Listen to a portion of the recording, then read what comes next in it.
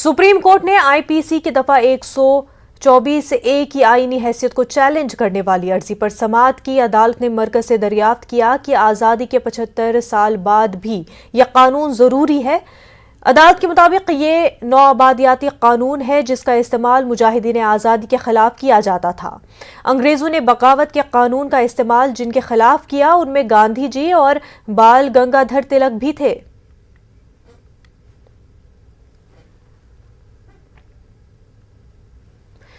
मुसलमानों पर होने वाले जुल्म ज्यादती के ताल्लुक से नुक्कड़ पर बैठकर गुफ्तगू करना कोई जुर्म नहीं।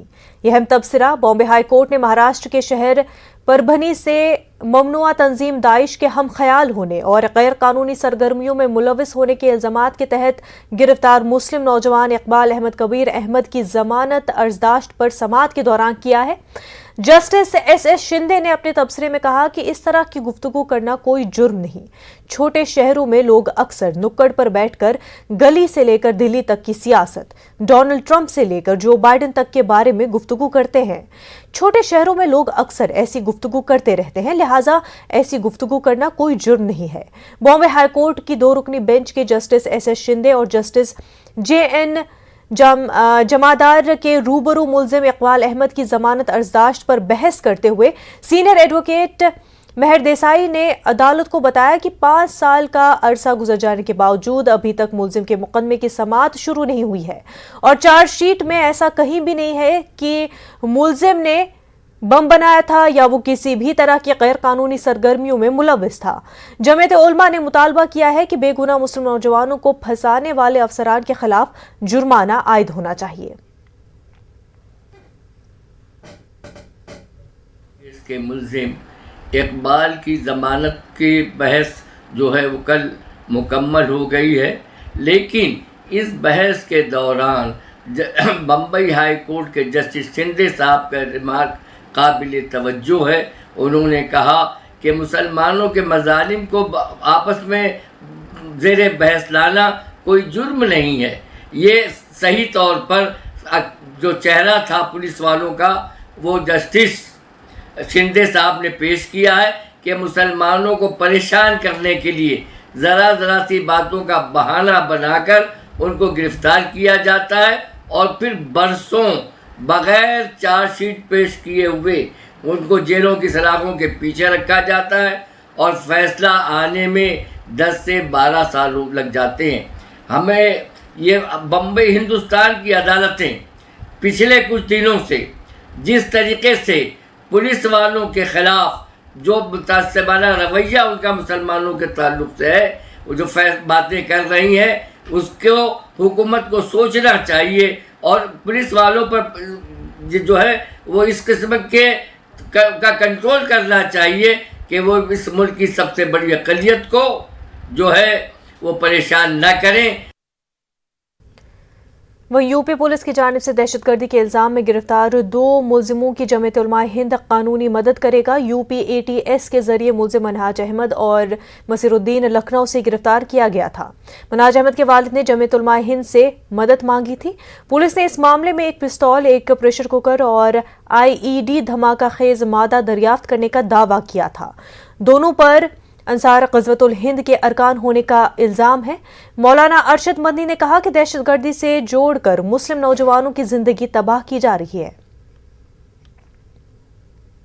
कि इस मरहले के अंदर वो मुल्जिम है, मुजरिम नहीं है। जब वो मुल्जिम है, अभी तक ये फैसला नहीं हुआ है, ये तो अदालत फैसला करेगी कि ये क्या है। कोर्ट इसीलिए बने हैं, हाई कोर्ट है, सुप्रीम कोर्ट है, इसलिए उस वक्त तक हम इस बात को नहीं मानते हैं कि उसकी हेल्प न की जाए। तो वो आपके पास हेल्प के लिए आए? हाँ, हमसे उन्होंने कहा, टेलीफोन पर हमसे ये कहा, तो हम उसमें कुछ नहीं करते हैं। जो हमारी यूनिट है महाराष्ट्र की, वो करते हैं। हमने उनसे कहा कि आप उनसे मिलिए, बात कीजिए, टेलीफोन पर बात कीजिए, वो अगर मुतमईन हो जाएंगे तो वो आपके केस कर रहेंगे। तो क्या वो यहाँ के विद्यार्थी भी रहे हैं दारुल देवबंद के? कौन?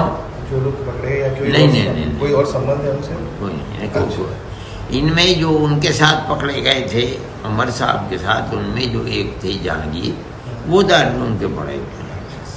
तो जमीयत उलमाए हिंद किस तरह से उनकी मदद करेगी, क्या पूरा हम केस लड़ते हैं, मतलब ये है कि हम लोगों के केस लड़ते हैं, वकील का खर्चा, इसलिए कि आमतौर पर लोग ऐसे होते हैं कि जो बेचारे अपने मुकदमे को चला नहीं पाते हैं। इसका मतलब आपकी नज़रों में वो निर्दोष है?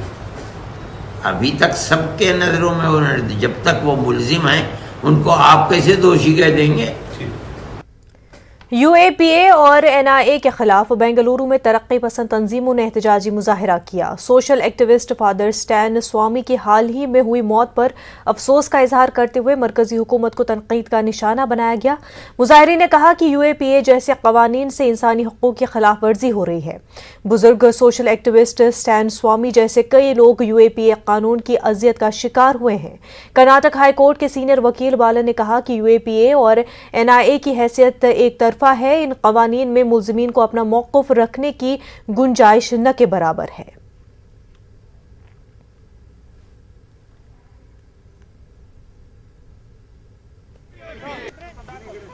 Fair trial, therefore it violates human rights, Universal Human Rights Act, European Covenants on Human Rights.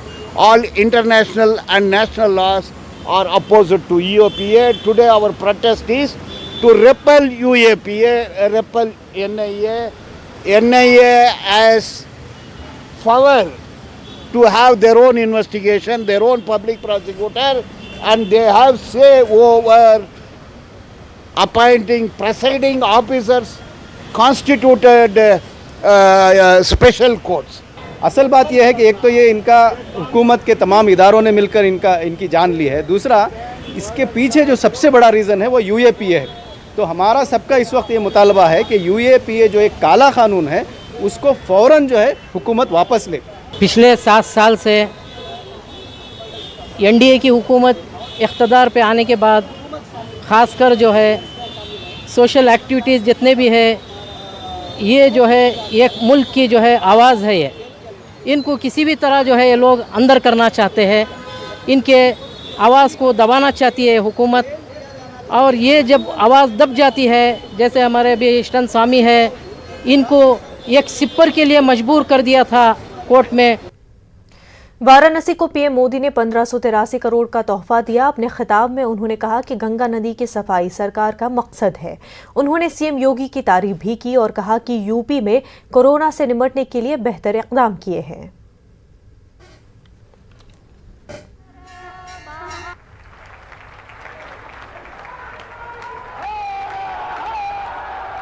आज काशी के विकास से जुड़े 1500 करोड़ रुपए से अधिक के प्रोजेक्ट का शिलान्यास और लोकार्पण करने का अवसर मुझे मिला है। देश का सबसे बड़ा प्रदेश, जिसकी आबादी दुनिया के दर्जनों बड़े बड़े देशों से भी ज्यादा हो, वहां कोरोना की दूसरी वेव को जिस तरह यूपी ने संभाला, सेकंड वेव के दौरान यूपी ने जिस तरह कोरोना संक्रमण को फैलने से रोका, वो अभूतपूर्व है। यूपी कोरोना की सबसे ज्यादा टेस्टिंग करने वाला राज्य है। आज यूपी पूरे देश में सबसे ज्यादा वैक्सीनेशन करने वाला राज्य है।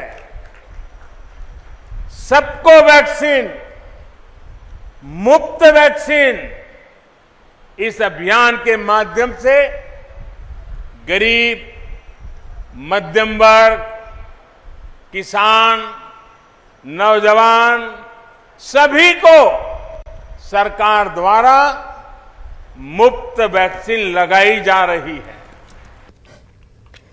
वर्ल्ड यूथ स्किल डे पर पीएम मोदी ने नौजवानों से खिताब किया और कहा कि एक बेहतर समाज के लिए नौजवानों का हुनरमंद होना जरूरी है। यही वजह है कि स्किल इंडिया स्कीम का इनेकाद किया गया और इसके तहत लाखों लोगों को फायदा पहुंचाया जा रहा है।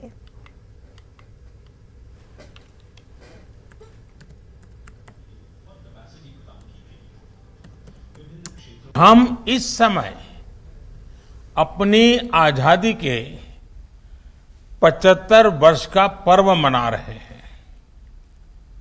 21वीं सदी में पैदा हुए आज के युवा भारत की विकास यात्रा को आजादी के 100 वर्ष तक आगे बढ़ाने वाले हैं। इसलिए नई पीढ़ी के युवाओं का स्किल डेवलपमेंट एक राष्ट्रीय जरूरत है। आत्मनिर्भर भारत का बहुत बड़ा आधार है। बीते 6 वर्षों में जो आधार बना, जो नए संस्थान बने, उसकी पूरी ताकत जोड़कर हमें नए सिरे से स्किल इंडिया मिशन को गति देनी ही है। साथियों, जब कोई समाज स्किल को महत्व देता है तो समाज की अपस्किलिंग भी होती है, उन्नति भी होती है। हमारे यहां शास्त्रों में निर्देश दिया गया है, विवाह दिशु यज्ञशु गृह आराम विधायके सर्व कर्मसु संपूज्यो विश्वकर्मा इति श्रुतम। अर्थात विवाह हो, गृह प्रवेश हो या कोई और यज्ञ कार्य, सामाजिक कार्य हो, इसमें भगवान विश्वकर्मा की पूजा, उनका सम्मान जरूर किया जाना चाहिए।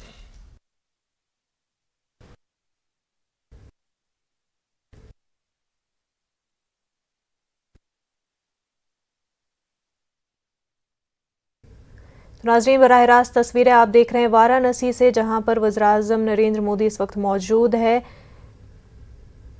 कोविड इंतजामात को लेकर के वज़ीर-ए-आज़म जायजा ले रहे हैं। तस्वीरें वाराणसी से है। आपको बता दें, वाराणसी में वज़ीर-ए-आज़म मौजूद है। सीएम योगी ने वज़ीर-ए-आज़म का इस्तकबाल किया, जब गवर्नर आनंदीबेन पटेल भी मौजूद रही। वज़ीर-ए-आज़म नरेंद्र मोदी ने यूपी में जिस तरह से कोविड के इंतजामात किए गए, जिस तरह के इक़दामात लिए गए हैं, उसकी तारीफ भी की और साथ ही सीएम योगी आदित्यनाथ की भी तारीफ की है।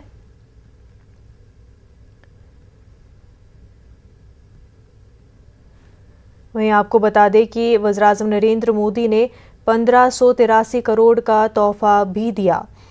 वाराणसी को 1583 करोड़ की सौगात दी है वज़ीर-ए-आज़म नरेंद्र मोदी ने। वहीं किस तरह से कोविड से निपटा जा रहा है, क्योंकि दूसरी लहर जहां ख़त्म होती हुई दिखाई दे रही है, लेकिन तीसरी लहर के अनकरीब आने का भी खदशा जाहिर किया जा रहा है। इस बीच किस तरह से कोविड की सूरत हाल से निपटा जा रहा है, उसका जायज़ा भी लिया। लेकिन वज़ीर-ए-आज़म नरेंद्र मोदी ने सीएम योगी आदित्यनाथ की तारीफ की और जिस तरह से कोविड सिचुएशन को हैंडल किया गया है, उनका कहना था वज़ीर-ए-आज़म नरेंद्र मोदी का कि बेहतर इक़दामात कोविड के हवाले से यूपी में किए गए हैं।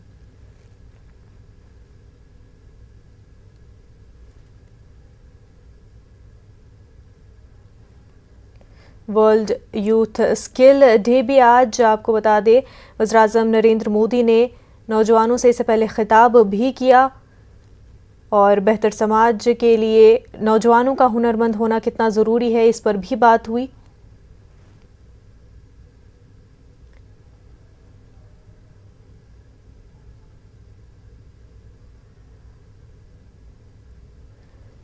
वज़ीर-ए-आज़म नरेंद्र मोदी के यूपी दौरे को काफ़ी अहम भी माना जा रहा है और क्योंकि इलेक्शंस भी नज़दीक है और इस हवाले से भी इस दौरे को देखा जा रहा है और माना जा रहा है कि उस पस मंज़र में भी ये दौरा वज़ीर-ए-आज़म का काफ़ी अहम है, क्योंकि तमाम तर पार्टियां जो है तैयारियों में जुट चुकी है। कहीं ना कहीं शुरुआत जो है इलेक्शंस की सियासी पार्टियां अपनी तरह से कर रही हैं, वहीं इस दौरे को, वज़ीर-ए-आज़म के वाराणसी दौरे को काफ़ी अहम माना जा रहा है। कोरोना वबा के दौरान बाहमी इमदाद और इंहिसार का जज्बा मुस्तहकम हुआ है। मुल्क इस वबा से मुत्तहिद होकर मुकाबला कर रहा है। टीकाकारी के ऐलान के बाद हम बेहतर ताउन करें जिससे हम कोरोना को मात देने की जानिब कदम बढ़ा सके। नेटवर्क 18 इस मुहिम में हर कदम पर आपके साथ रहेगा। जब तक सभी महफूज नहीं होते तब तक कोई भी महफूज नहीं होगा और इसी सोच की बुनियाद पर हमारी मुहिम संजीवनी का मकसद ये यकीनी बनाना है कि वैक्सीन पाना सभी हिंदुस्तानियों का हक है। ब्रेक के बाद आपका खैर मकदम है। दिल्ली के वज़ीर-ए-आला अरविंद केजरीवाल ने सुंदरलाल बहुगुणा को भारत रत्न देने की मांग की और कहा कि सुंदरलाल बहुगुणा ने माहौलियात को बचाने के लिए बेहतरीन खिदमात अंजाम दिए हैं।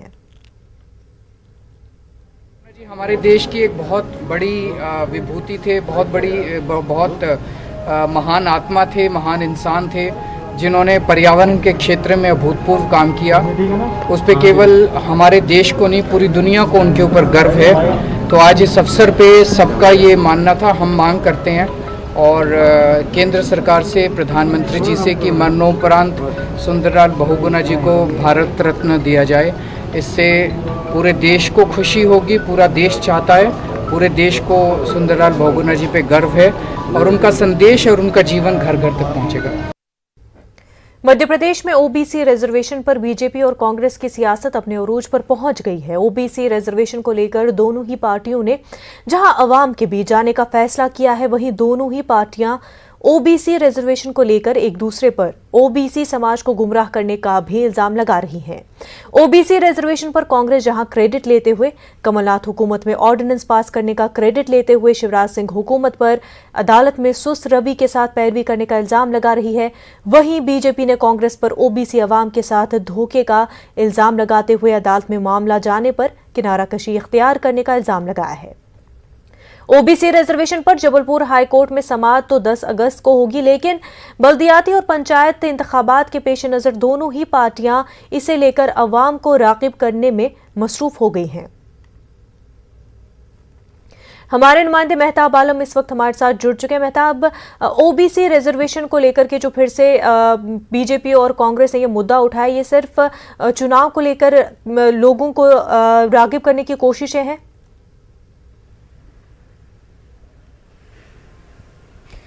मुनज़्ज़ा यकीनी तौर पर इलेक्शन को लेकर लोगों को राग़िब करने की कोशिश है और इस कोशिश इसलिए भी है क्योंकि बल्दियाती इंतखाबात और पंचायती इंतखाबात सामने हैं। अगर दोनों पार्टियां इसमें राज़ी होती और दोनों पार्टियों की सियासत नहीं होती तो ओबीसी की सूरत हाल, उनका चेहरा तरक्की को लेकर कुछ और होता। लेकिन यहाँ पे सवाल सिर्फ ओबीसी का नहीं है, क्योंकि ओबीसी की आबादी मध्य प्रदेश में यकीनन 52% है। लेकिन इससे के साथ साथ हमें देखना होगा कि संविधान क्या कहता है, आइन में क्या इसकी गुंजाइश है, क्योंकि 14% से रिजर्वेशन बढ़ाकर 27% किया गया है। इसी के साथ साथ स्वर्ण रिजर्वेशन है, SC है, ST है, फिर जो है दूसरे तबकों के रिजर्वेशन का मामला है। अब तो मध्य प्रदेश में जो है जमीयत उलमा ने भी जो है मुसलमानों की आबादी के तनासुब से रिजर्वेशन का मुतालबा शुरू कर दिया है। तो यहाँ पर मैं देख रहे हैं कि सियासत पर सियासत हो रही है, लेकिन पसमानदा जो तबकात है उनकी तरक्की को लेकर उनका चेहरा जो है बदलना नहीं चाहता। हुकूमत को ये चाहिए कि सियासत के साथ साथ जो है जो तरक्याती जो मंसूबे हैं उस पर अमल करे, ताकि उस तबके को जिसकी बात की जा रही है उन पर जो है अमल किया जाए और उसको उसका फ़ायदा भी मिल सके। मध्य प्रदेश में कमलनाथ हुकूमत ने ओबीसी रिजर्वेशन को जो है 14% से बढ़ाकर 27% किया था और ये मामला जबलपुर हाईकोर्ट में है। हाईकोर्ट ने जो है इस पर समाअत के लिए जो है 10 अगस्त की तारीख मुकर्रर की है, लेकिन दोनों पार्टियों ने मंसूबा बनाकर आवाम के बीच जाने का फैसला किया है। मुनज़्ज़ा बिल्कुल मेहताब, और मध्य प्रदेश में सियासी सरगर्मियां, बयानबाजियां बहुत ही तेज है और हर मुद्दे को उठाया तो जा रहा है सियासी पार्टियों की जानिब से, लेकिन क्या ये सिर्फ मुद्दे ही उठाए जा रहे हैं, उस पर बयानबाजी हो रही है, या फिर इसका नोटिस लेते हुए लोगों को कुछ फायदा पहुंचाने की कोशिशें भी है? देखिए मुनज़्ज़ा, इस वक्त सिर्फ सियासत पर सियासत हो रही है। अब आपको हैरत होगी कि जो है 2014 से मरकज़ में भारतीय जनता पार्टी की सरकार मोदी जी की क़यादत में है और फिर मध्य प्रदेश की अगर बात करें तो 2003 से अब तक के जो है 15 महीने बीच के निकाल दीजिए तो भारतीय जनता पार्टी की सरकार है। लेकिन अभी थोड़ी देर पहले मध्य प्रदेश के वज़ीर बराए मेडिकल एजुकेशन ने जो बयान दिया है, उनका यह कहना है कि हिंदुस्तान में अगर महंगाई है तो ये सिर्फ और सिर्फ कांग्रेस की देन है। कांग्रेस की हुकूमतों ने 60 साल जो हुकूमत की है वो वहाँ पर उन्होंने इस पर काम नहीं किया, जिसकी वजह से आवासीय ढांचा मध्य हिंदुस्तान का तबाह हुआ और उसकी वजह से ही महंगाई बढ़ रही है। अब सवाल यह है कि अगर जो है इतने सालों से भारतीय जनता पार्टी की सरकार है, अगर कांग्रेस की सरकारों ने कोई गलती की थी तो अब तक उसको दुरुस्त क्यों नहीं किया जा रहा? किसी सियासत के लिए इस पर होगा कि साबिका हुकूमत ने गलती की थी इसलिए जो है तो महंगाई बढ़ती जा रही है। हुकूमतों को सियासत से अलग हटकर आवाम की फलाह का भी एक मंसूबा होता है जिस पर काम करने की जरूरत है। लेकिन मध्य प्रदेश की अगर बात करें तो जहाँ पर पेट्रोल की कीमत जो है हम देख रहे हैं कि 111 तक पहुंच गई है, वहीं पर डीजल की बढ़ती कीमत जो है 100 के आंकड़े को पार कर चुकी है। वहां पर जो है काम नहीं किया जा रहा है, बल्कि एक दूसरे पर इल्जाम तराशी का जो है दौर चल रहा है। और चाहे हम कोविड की बात करें, चाहे वैक्सीनेशन की बात करें, आज भी भोपाल में वैक्सीनेशन को लेकर एहतजाज हुआ कि वैक्सीन नहीं है, वहां पर जो है उस पर काम नहीं हो रहा है कि वैक्सीनेशन फराहम कैसे किया जाए। लेकिन बात दूसरे तरीके से एक दूसरे पर इल्जाम लगाने की बात की जा रही है। वहां पर जरूरत इस बात की है कि सियासत से अलग हटकर, अदावत से अलग हटकर मोहब्बत का कदम उठाया जाए ताकि आवाम को राहत मिल सके। बिल्कुल मेहताब, और कांग्रेस हालांकि हर मुद्दे को उठा रही है और बीजेपी जो है उस पर जवाबी हमला भी करती रही है, लेकिन ये सब क्या सिर्फ बल्दियाती और पंचायत चुनाव को लेकर ही है? क्योंकि ज़मीनी हकीकत कुछ और ही है। मेहताब आलम, बेहद शुक्रिया। नेटवर्क 18 फेडरल बैंक संजीवनी गाड़ियां पूरे मुल्क में कोरोना वायरस से मुतासरा अजला में गश्त कर रही है। वैक्सीन की अहमियत के हवाले से बेदारी लाने की हमारी कोशिशों को आपकी तायद की अशद ज़रूरत है। आइए एक नजर डालते हैं कि संजीवनी गाड़ियां किन इलाकों में हैं।